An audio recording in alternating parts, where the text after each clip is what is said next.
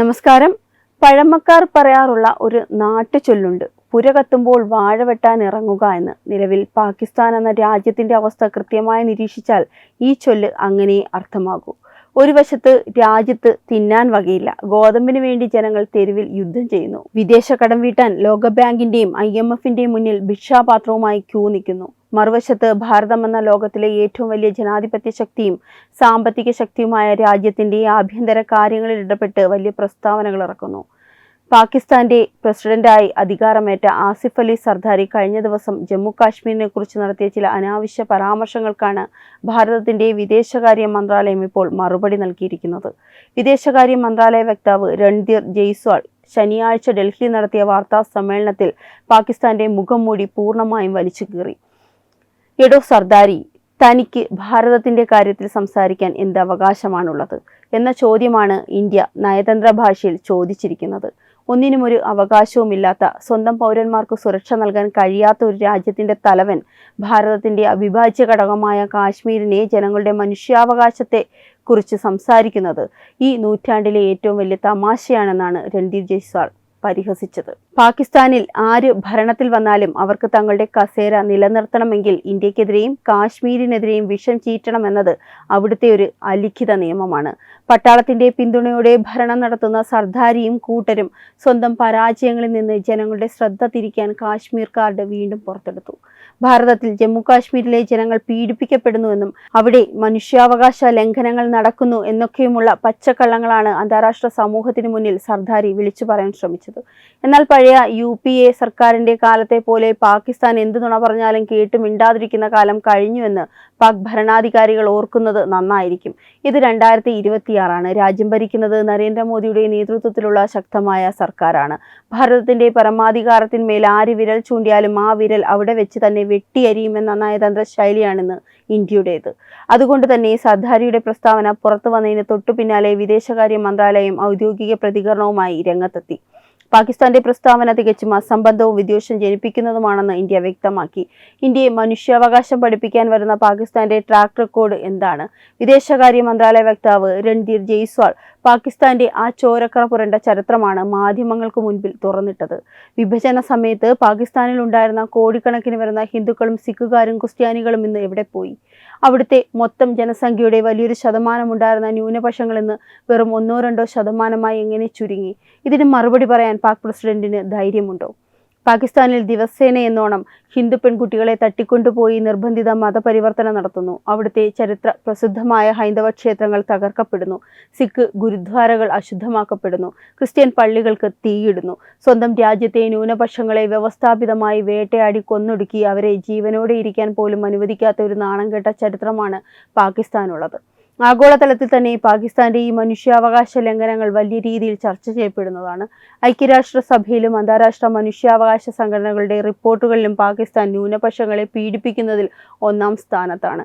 ഇങ്ങനെയുള്ള ഒരു ഭീകര രാജ്യത്തിന്റെ പ്രസിഡന്റാണ് ലോകത്തിലെ എല്ലാ മതവിഭാഗങ്ങൾക്കും തുല്യ അവകാശത്തോടെ ജീവിക്കാൻ സ്വാതന്ത്ര്യം നൽകുന്ന ഭാരതത്തെ വിരൽ ചൂണ്ടുന്നത്. ഇതിനെയാണ് വേലിയിലിരിക്കുന്ന പാമ്പിനെ എടുത്ത് തോളിൽ വയ്ക്കുക എന്ന് പറയുന്നത്. 2019 ഓഗസ്റ്റ് 5 നരേന്ദ്രമോദി സർക്കാർ ജമ്മു കാശ്മീരിന് പ്രത്യേക പദവി നൽകിയിരുന്ന ആർട്ടിക്കിൾ 370 റദ്ദാക്കിയപ്പോൾ പാകിസ്ഥാൻ വിചാരിച്ചത് അവിടെ ചോരപ്പുഴ ഒഴുകുമെന്നാണ്. എന്നാൽ സംഭവിച്ചത് മറ്റൊന്നാണ്. കാശ്മീരിലെ വിഘടനവാദികളും പാക് അനുകൂലികളും അഴിക്കുള്ളിലായി. അതിർത്തി കടന്നുള്ള ഭീകരവാദത്തിന് ഇന്ത്യൻ സൈന്യം സർജിക്കൽ സ്ട്രൈക്കിലൂടെയും എയർ സ്ട്രൈക്കിലൂടെയും കൃത്യമായ മറുപടി നൽകി. ഇന്ന് ജമ്മു കാശ്മീർ വികസനത്തിന്റെ പാതയിലാണ്. അന്താരാഷ്ട്ര കമ്പനികൾ അവിടെ കോടിക്കണക്കിന് രൂപയുടെ നിക്ഷേപം നടത്തുന്നു. G20 യോഗങ്ങൾ കാശ്മീരിന്റെ മണ്ണിൽ വിജയകരമായി നടന്നു.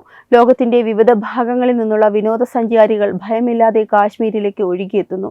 അവിടുത്തെ യുവാക്കൾക്ക് തോക്കിന് പകരം ലാപ്ടോപ്പുകളും പുസ്തകങ്ങളും തൊഴിലവസരങ്ങളും നൽകാൻ മോദി സർക്കാരിന് സാധിച്ചു. ഈ ഒരു മാറ്റം അതിർത്തിക്കപ്പുറത്തിരുന്ന് കാണുന്ന പാകിസ്ഥാന്റെ നെഞ്ചിലെ തീയാണിപ്പോൾ സർദാരിയുടെ വാക്കുകളിലൂടെ പുറത്തു വരുന്നത്. കാശ്മീർ സമാധാനത്തിലേക്ക് പോയാൽ പാകിസ്ഥാന്റെ ഭീകരവാദ ഫാക്ടറികൾ പൂട്ടേണ്ടി വരും. അതുകൊണ്ടാണ് അവർ ഇപ്പോൾ ഇത്തരം വില കുറഞ്ഞ പ്രസ്താവനകളുമായി രംഗത്തെത്തുന്നത്. വിദേശകാര്യ വക്താവ് രൺധീർ ജയ്സ്വാൾ വ്യക്തമാക്കിയതുപോലെ പാകിസ്ഥാന്റെ ജനിതക ഘടനയിൽ തന്നെയുള്ള ഭാരത വിരോധവും അന്ധമായ മതഭ്രാന്തുമാണ് സർദാരിയുടെ പ്രസ്താവനയ്ക്ക് പിന്നിൽ. പാകിസ്ഥാൻ രൂപീകരിക്കപ്പെട്ടത് തന്നെ ഭാരതത്തോടുള്ള വിദ്വേഷത്തിന്മേലാണ്. ആ വിദ്വേഷം നിലനിർത്തിയാൽ മാത്രമേ അവിടുത്തെ രാഷ്ട്രീയക്കാർക്ക് ഭരണം കിട്ടൂ, അവിടുത്തെ പട്ടാള ജനറൽമാർക്ക് കോടികൾ സമ്പാദിക്കാൻ കഴിയൂ. അതുകൊണ്ട് തന്നെ ജനങ്ങൾ പട്ടിണി കിടന്ന് ചത്താലും കാശ്മീരിനെ കുറിച്ച് സംസാരിച്ച് അവരുടെ കണ്ണിൽ പൊടിയിടുക എന്നതാണ് സർദാരിയുടെ ലക്ഷ്യം. ഇത് പാകിസ്ഥാന്റെ ദേശീയ നയമായ സഹിഷ്ണുതയില്ലായ്മയിൽ നിന്നും വിദ്വേഷത്തിൽ നിന്നും ഉടലെടുത്തതാണെന്ന് ഇന്ത്യ കൃത്യമായി ചൂണ്ടിക്കാട്ടി. പാകിസ്ഥാന് കിട്ടിയത് ഇവിടുത്തെ ചില രാജ്യവിരുദ്ധർക്കും അതിർത്തിക്ക് അപ്പുറത്തിരിക്കുന്ന ഭീകരവാദികൾക്കും ഒരുപോലെ നെഞ്ചിടിപ്പ് കൂട്ടുന്ന മറുപടിയാണ്. വിദേശകാര്യ വക്താവ് രൺധീർ ജയ്സ്വാൾ ഒരൊറ്റ വാക്കിൽ പാക് പ്രസിഡന്റിന്റെ കഥയങ്ങ് കഴിച്ചു. തനിക്കതിന് യാതൊരു അവകാശവുമില്ലടോ.